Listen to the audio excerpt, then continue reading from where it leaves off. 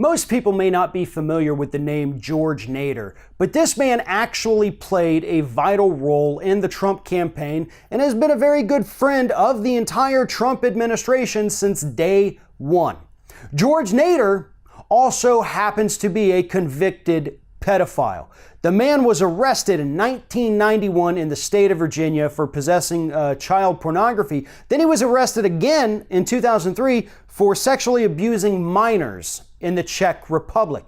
He is now a lobbyist for the United Arab Emirates. And Nader, the convicted pedophile, actually helped arrange that meeting in the Seychelles that Jared Kushner attended with leaders from the UAE, Saudi Arabia, and Russia.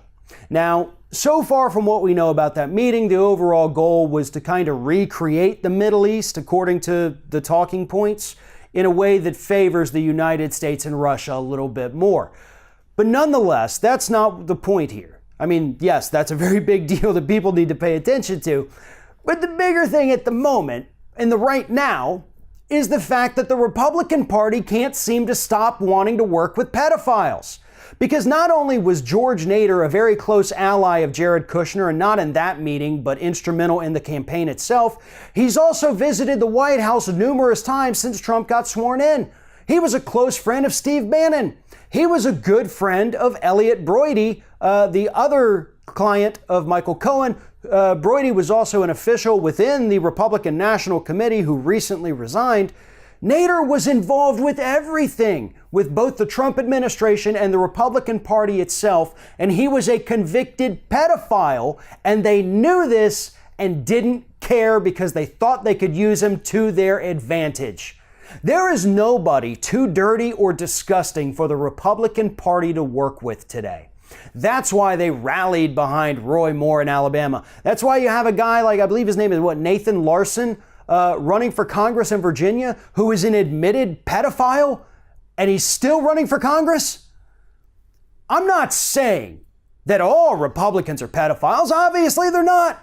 But there's something about that party that makes pedophiles feel right at home, and that should give every Republican voter in this country a little pause, at least. Why are pedophiles so attracted to my party?